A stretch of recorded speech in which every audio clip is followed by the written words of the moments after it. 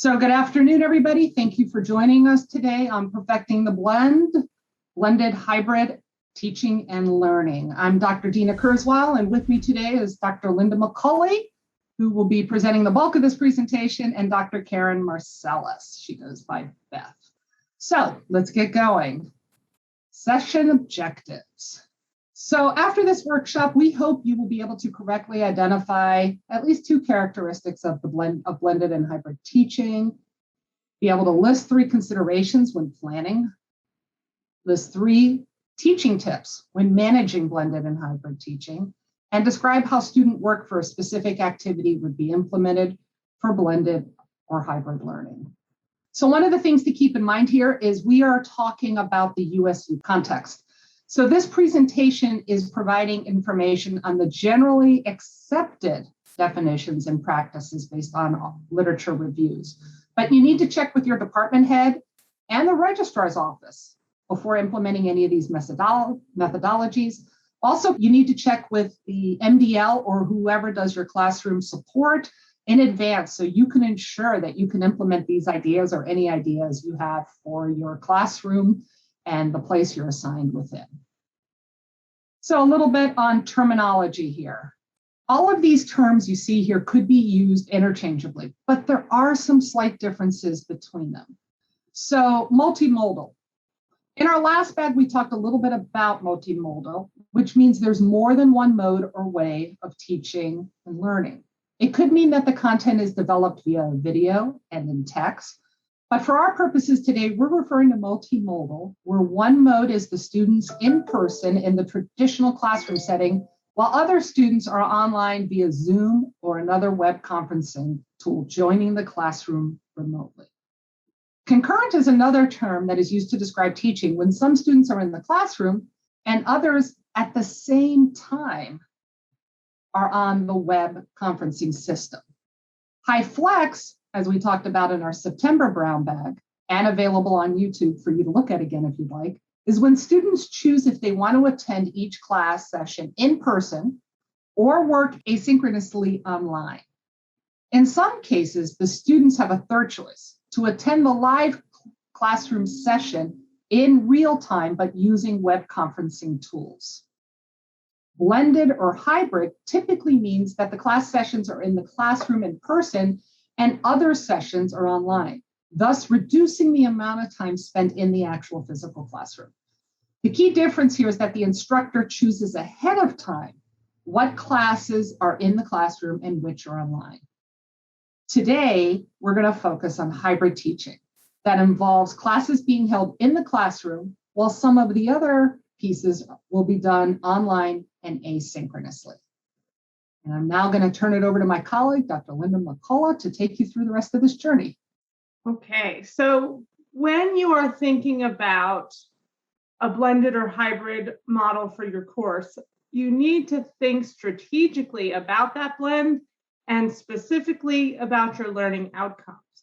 Consider the range of technologies that you have available to you, the instructional approaches that you would like to employ and that you're comfortable using, the pedagogical practices, and the logistical considerations.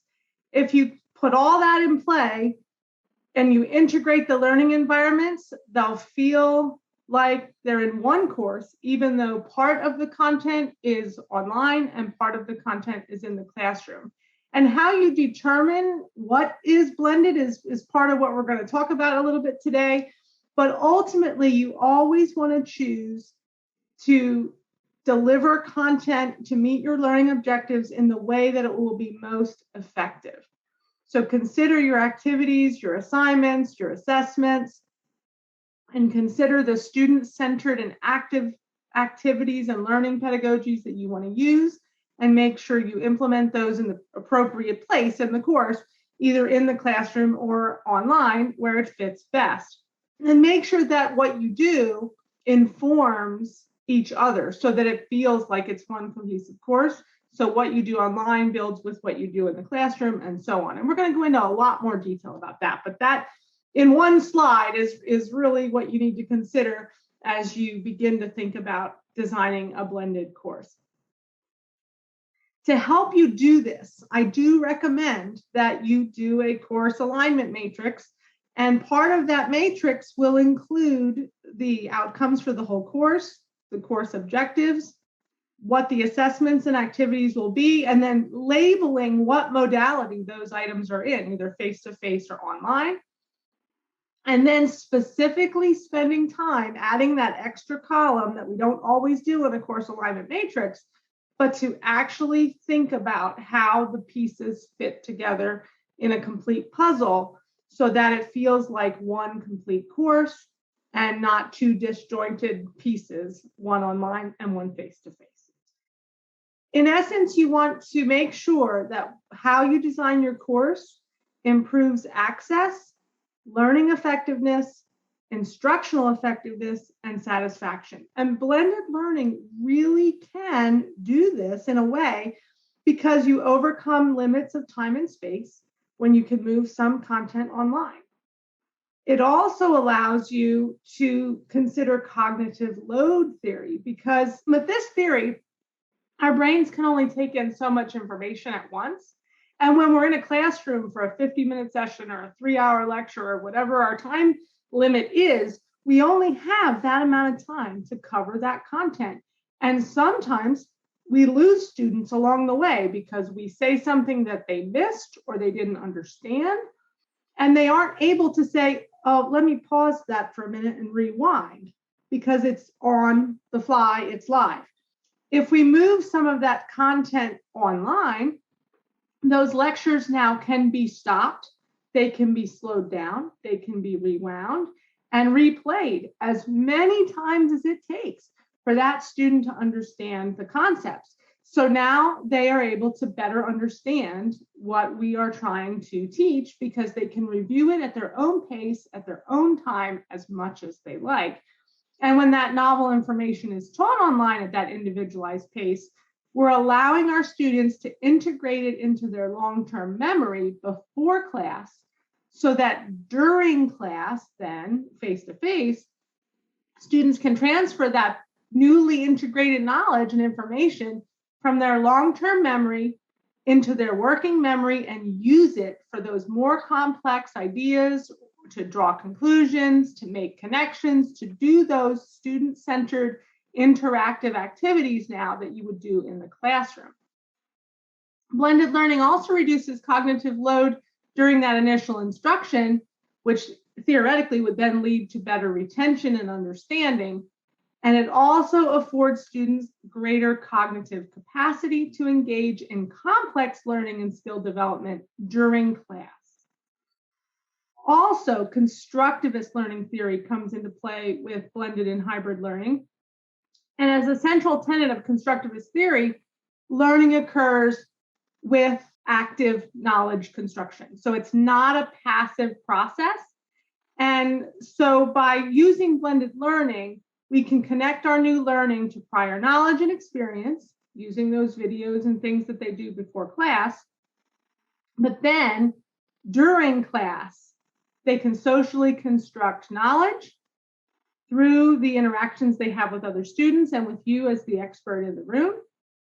And that way, their personal knowledge is built upon, the knowledge that they gained through the videos is built upon, and co-construct it with others, where they learn to work with other people, and then that facilitates learning in and of itself. And by allowing them to do that pre-work ahead of time before class, to build that foundational knowledge, the in-class sessions now can be devoted to building on knowledge with those student-centered activities, and that in and of itself will foster deeper learning and higher order skill development for the students.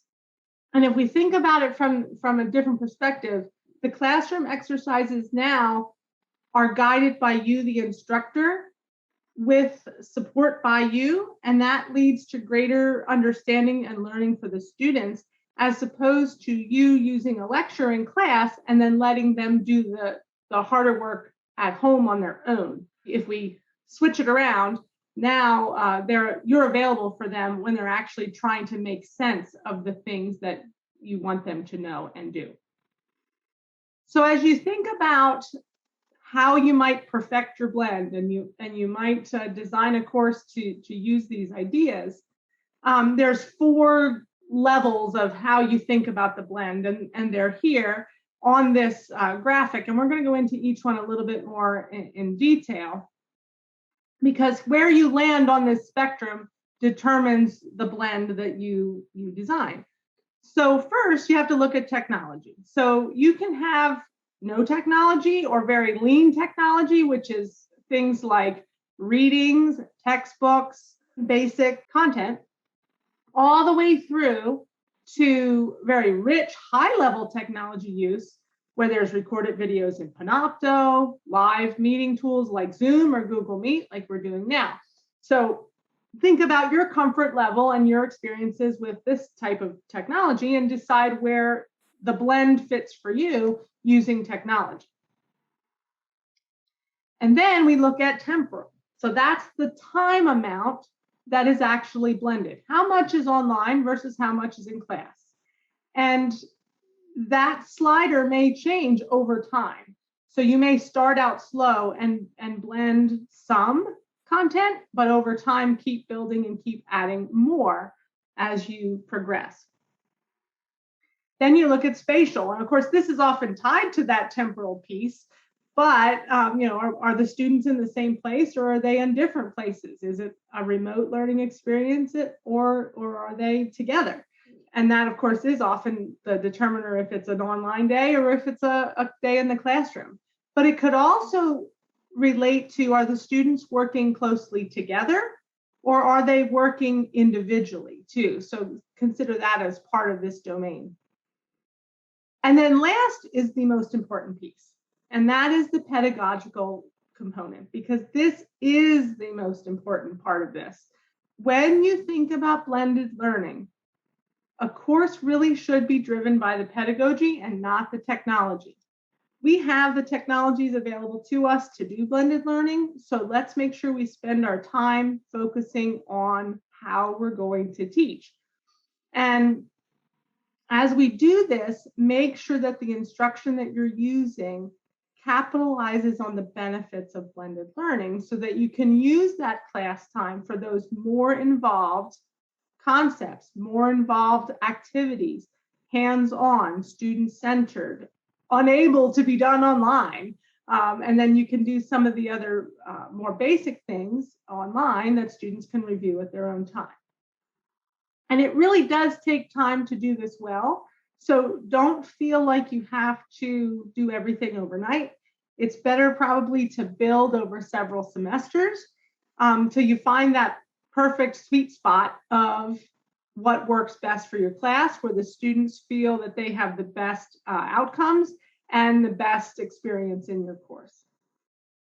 So as you consider some more nuts and bolts, be careful that you don't overpack your course and avoid that course and a half syndrome. So always remember your credit hours and make sure that the work that they're doing online and the work they're doing in the classroom matches up to what the number of credits are in the course. And then as you consider organizing your content and activities to get that best blend, make sure you start slow and add more components online over time, because it does take time to create these materials.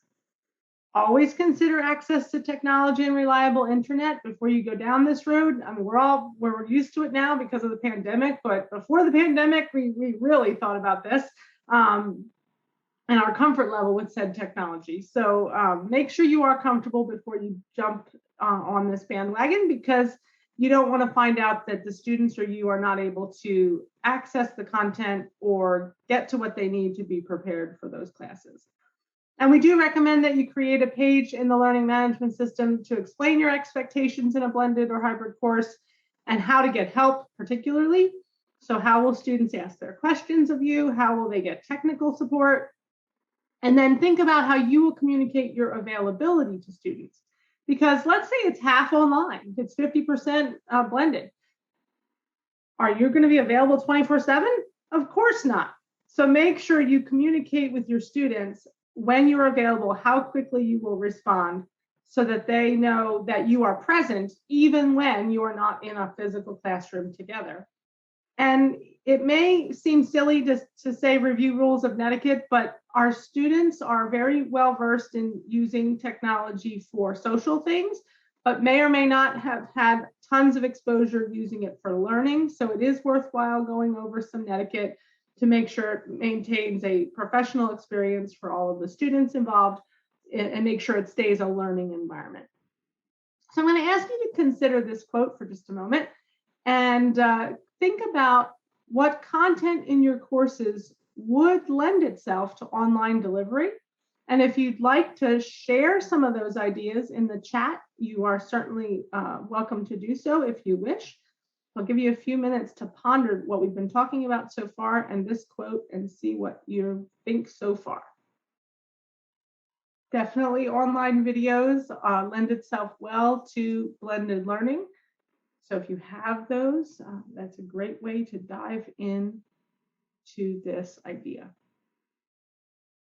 And pre-recorded lectures, right? So if there's lectures that either are very basic information that would be easier for them to digest on their own at their own speed, at their own time, those are the great things to digitize, because then you can free up that class time to do more involved things. Posting reading assignments, absolutely, is a great way to build that background information, and also a lower tech way too. So not everything has to be high tech to be blended. All right, so we've got some ideas generating in your mind. We're going to keep moving on. Since videos did come up, make sure if you do use videos that you keep them brief to enhance retention and learning. Typically 15 minutes or less is best. There's lots of research to show that we stop paying attention after longer videos. And in fact, I've seen a statistic that said of a 45-minute video, which might be a somewhat typical class session, students typically only watch an average of 3 minutes. And when I think about what I say in the first 3 minutes of an hour-long class, that really wasn't any learning. So that's why we say do it 15-minute bites. So that doesn't mean you have to, get all your lecture down from an hour into 15 minutes. It means you have to think about how to chunk them into discrete concepts so that the students can watch them in smaller bites. As you design online in your learning management system, consider organizing your course by time, temporally, by module, unit, or week, so that students can find all the information they need for before class, during class, and after class, right when they need it during the particular class session or during that particular week.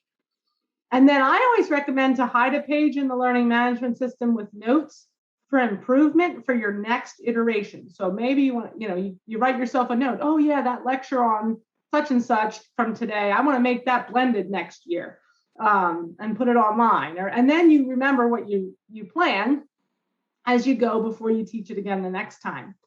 And then also think about telling your students this, but also do this for yourself. Schedule time to engage in the online course.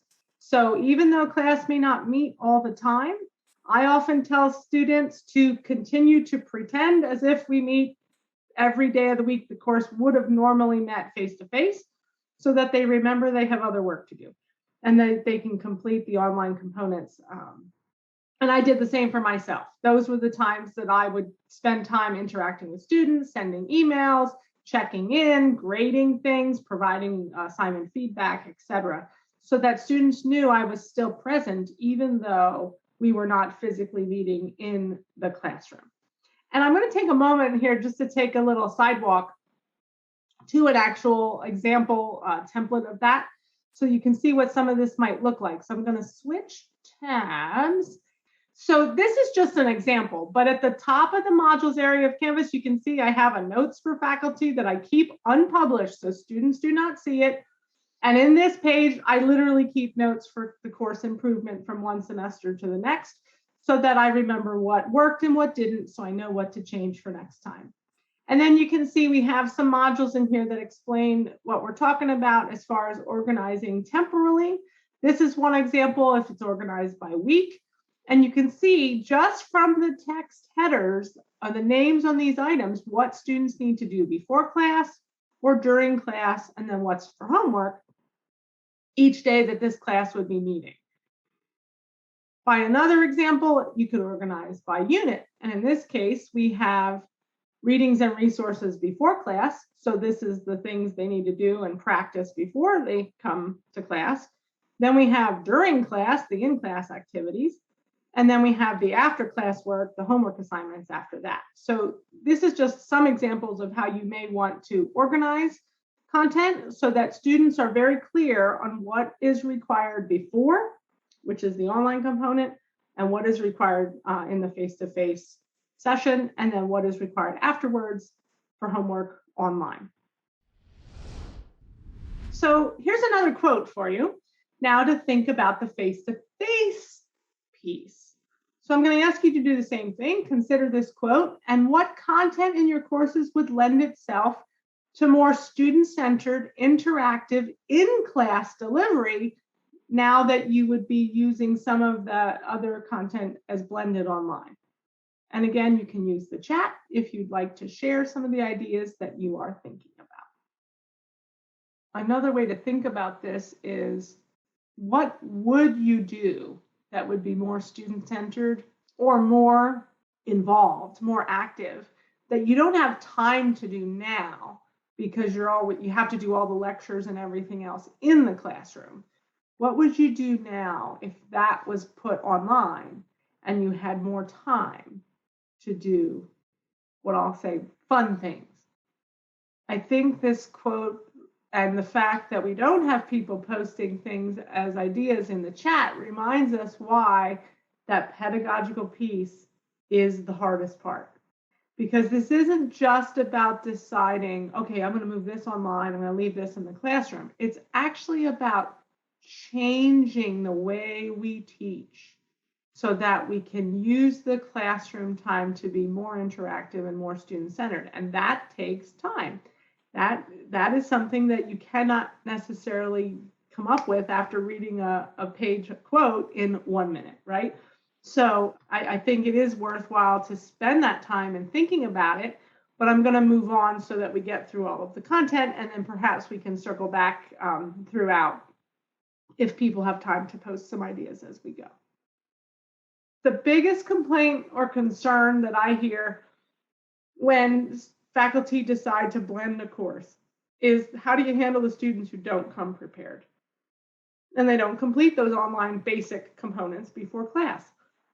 So here are some ways that you could potentially encourage students so that they do that advanced participation.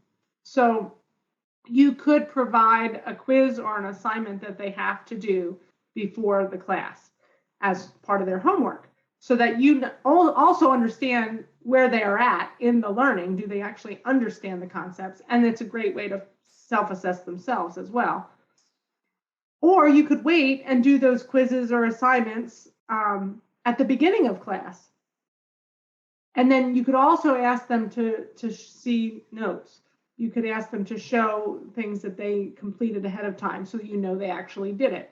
That sounds kind of high schoolish or sophomoric, but sometimes it actually helps people realize they need to do it. It isn't optional. It's not extra. It's actually part of the class requirements. Be careful though when you do video quizzes, for example. Sometimes that could encourage your students to approach that work with the goal to just complete the assessment or the assignment, as opposed to actually understanding and learning the material. So there's been some recent research about that sometimes students just work to get the study guide done or just work to get the quiz correct, and then they kind of miss everything else that maybe wasn't assessed. So just keep that in the back of your mind. Let's get into some nitty-gritty. How would you actually blend certain things that you often probably do in your classes? So the first one is if you had a video and then you wanted to do a discussion in class. So the online component would be a student would watch the recorded lecture, They'd complete a study guide or answer questions as they watch, and then they would come to class ready to discuss the concepts or the topics that were shared. In the face-to-face component of the class, then, the students could review their study guides with their peers in their small groups first. Faculty and students could engage in discussion on the topics from the video, and then the faculty members available to answer student questions and clear up misconceptions. So that's one way you could blend activities in a course where you move the lecture online and keep the discussion in the classroom. What about group projects? How do you do those in a blended model? Online, students could be completing background readings, search for sources, and come ready to class to complete the actual project. So they're doing all the background work ahead of time, but they actually come together in the face-to-face class to work on the actual project in their teams, and the faculty member there is there to support their progress and answer their questions. What about a lab, a simulation, or a case study? Can you do those? Sure. Online, provide the background readings, demo videos, or the case studies. So, for example, simulations in particular, if it's something that they might need to see more than once to understand, make a demo video and they can watch it over and over and over again until they understand. But then face-to-face, they actually can come in and complete the lab or the simulation with the actual tools hands-on. You know, if it's a wet lab, a cadaver lab, that kind of thing, obviously those need to be done in a lab. And then the faculty members there to support the progress and answer the student questions as they work through it. But at least they had the background readings and the background videos to get them started and support them in their pre-learning before they actually do it live. And then let's talk a little bit about formative assessment, because everything we do in our courses, we should be testing out, are the students actually gaining those objectives and do they understand it? So how can we use formative assessment effectively in a blended environment? Well, online before class, students could be completing a concept map, or they could be doing those video quizzes that we mentioned earlier. Then they could come to class, and during class, you could use polling as a formative assessment technique. You could have them do problems and complete those, or you could even have them write a minute paper so that you could assess if they are meeting those objectives. But then after class, you could still use formative assessment, and you could have them complete a muddiest point where they describe the one thing that they still don't quite understand. Or you could also continue a discussion that maybe occurred in class online by using online discussion boards in your learning management system. And all of those items could be formative assessment, and they can all mesh together to give you a great body of knowledge about what the students understand throughout the whole learning process on a concept. So we've given you lots of things to think about, but I'd like you to read this quote as something to ponder, to leave you with.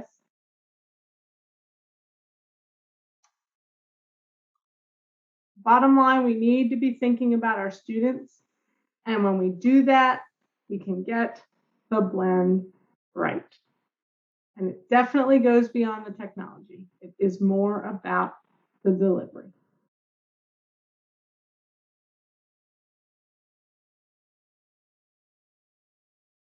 Thank you for watching today's Teaching with Technology Brown Bag session.